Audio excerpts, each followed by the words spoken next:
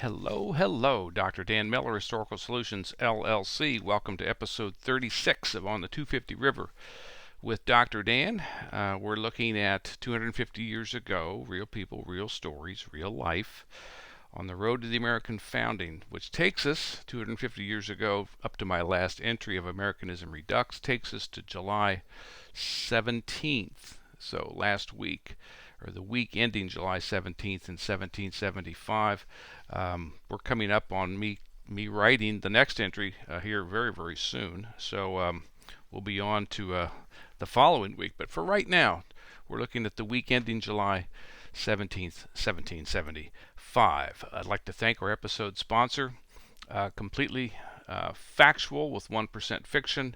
He didn't pay me anything because he's not alive. His name is William Eilert.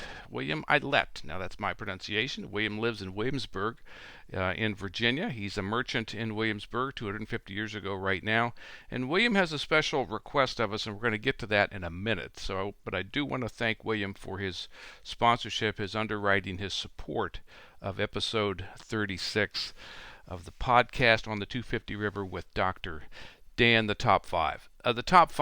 Speaking of which, I'm a big soup guy. I like making soup. I'm a one-pot cook in a lot of ways, and this is one of my favorite pots to use. Yeah, great pot. Great pot over the campfire. Great pot over any fire. Great pot over the stove. Love making stuff with this pot and all of that. Any time of year, I don't care. I'm a soup guy. So we're throwing everything into the pot. Let me do it one more time just to get the energy going here. We're throwing everything into the pot today. So we're not really distinguishing between 1, 2, 3, 4, and 5 in the top 5. In fact, we're not even having 5. We have 6. But we're throwing them all together and not worrying about distinctions top to bottom and that kind of thing. You'll see why in a minute. I went to a dinner. My wife and I had a great dinner with some dear friends of ours, hadn't seen for quite a while, and one of the hosts asked me, how things going, Dan? What's going on, Dan? And tell me what you're doing, Dan, with regard to your stuff, history, leadership, that kind of thing. So I stumbled and bumbled and fumbled around on an answer, and it was bad. And then so the person thought for a moment and said, wow, it's really kind of changed a lot. How do you think it's changed? And I continued, stumble, bumble, fumble, my answer to that question.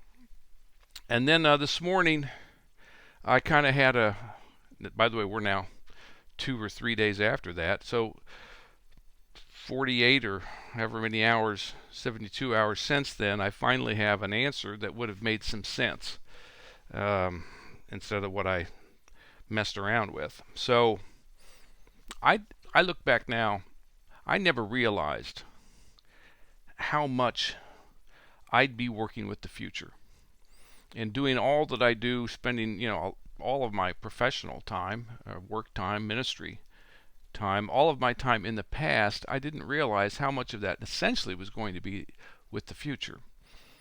And I'm not specifically yet talking about your future. I'll say that in a second, but I'm really talking about their future, whoever they are or were. I spend a lot of time helping think through what their future probably is, or what it feels like from where they are at any given moment, any given place on the river.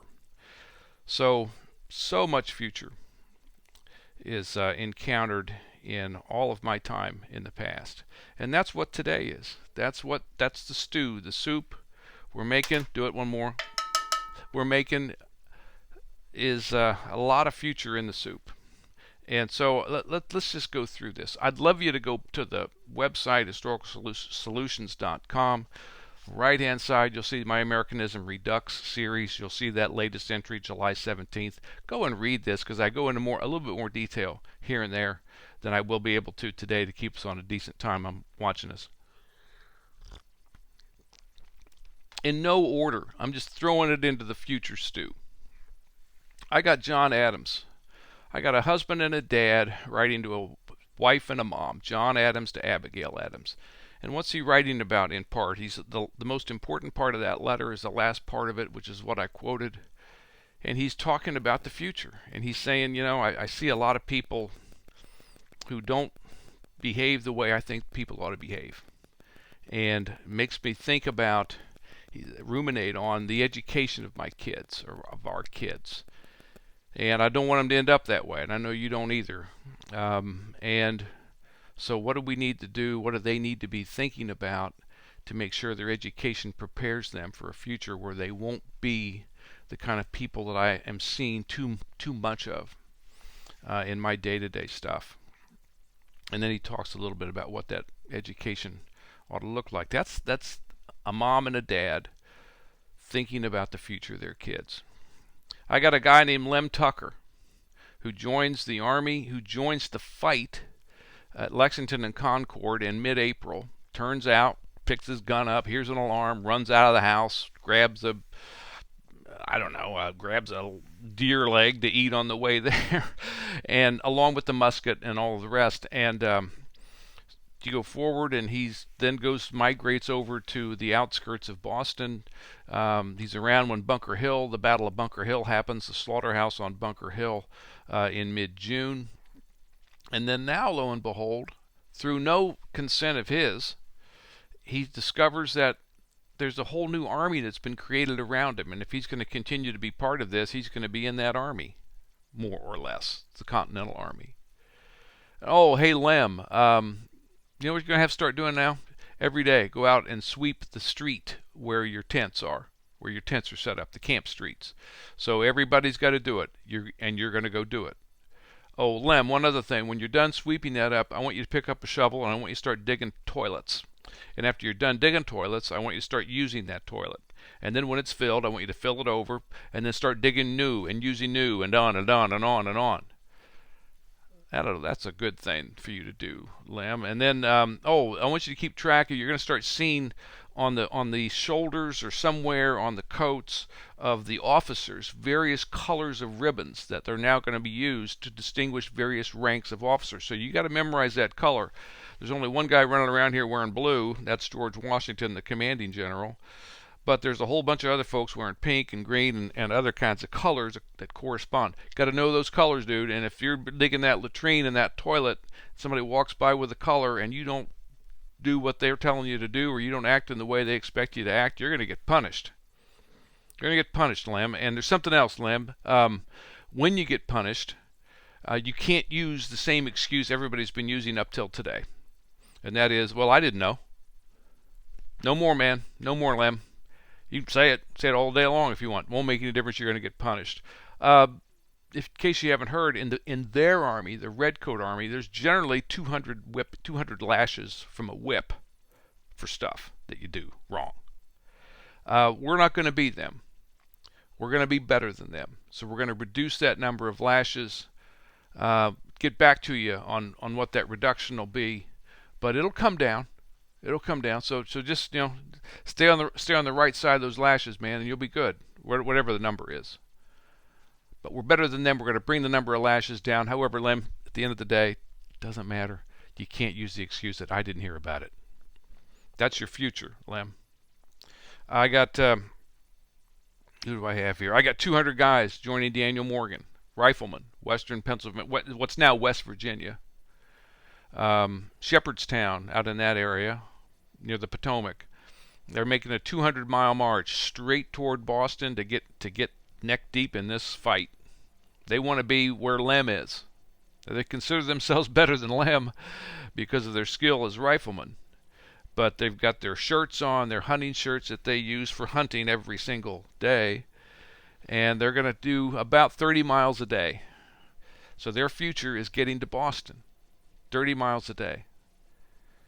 I got another future. Redcoat captain, infantry captain in the British Army, surrounded by these Lem Tuckers of the world.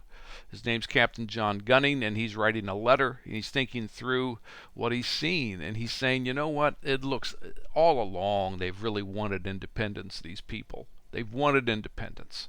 They've said other stuff, but they wanted independence, and so the inference, the implication here is they will continue to have that as their goal. That is Captain Gunning's illumination of a track of the future. They will want their independence. And then finally, well, a couple quick ones. I got Alet here, or Alet, whatever, right, in Williamsburg. Merchant, they've printed up 23,000 slips of paper that say 15 pence on them. We'll call them pennies. 15. It's worth 15 pence. 23,000 slips of paper for use in Virginia and wherever else they'll be accepted. Turns out there's a misprint on them. 23,000 of these doggone things misprinted. Well, they're still going to use them. But William has got a view of the future too, because William's part of a group of merchants in Williamsburg who in about 3 months' time they're going to meet together and they're going to set whatever the latest market rate of exchange seems to be on those misprinted 15 pence sheets of paper, pieces of paper, 23,000 sheets of paper. They'll adjust the market rate as to whatever it seems to be worth buying. It's kind of an early Federal Reserve when you think about it. But so his future is that meeting 3 months off to go over these misprinted 23,000 slips of paper.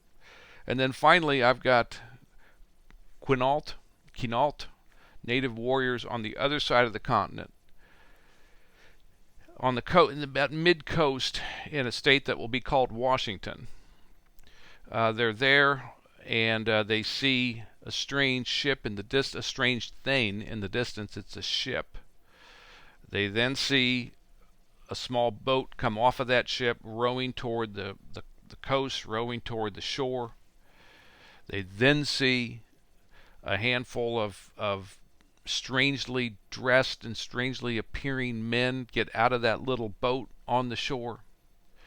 And then they these are the Quinault guys, they kind of look at each other and you all know what's going to happen, and boom, they're out of the brush, they're out of the tree line, and they smash right into that handful of folks that are there in strange dresses and strange attire, and they kill all 7. And they get their own boats and they head out toward the ship. The ship starts firing at them and then sails away.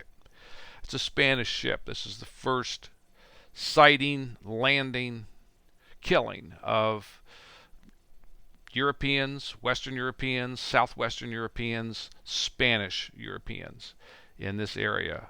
The commander of the Spanish ship is going to give this place a name. It's going to translate into English as the Point of the Martyrs. It's Fort Grenville, I think, Washington. Again, mid-coast in the future state of Washington. So those native warriors, they've got a future. And I don't know. I don't know that they know. And I know hardly anybody really knows. How are they defining that right now? But they think that the present's been taken care of. They've got 7 dead bodies there that are proof of it. And they've got a disappearing strange vessel in the horizon. Okay, maybe we've taken care of the future. I'm struck by how here we are in 1775, and essentially this is 1492 again. Spanish explorer, natives, and so on. So really interesting way to think of it, it seems to me. So what is the big idea, Dan? I think the big idea is in the future. Every one of these folks have a future that I'll use the word quantify or kind of defined, even if they haven't said it outright. They've defined it in a certain way 250 years ago, July 17.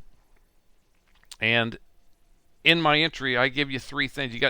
If you're going to get a grip, you got to get a perspective.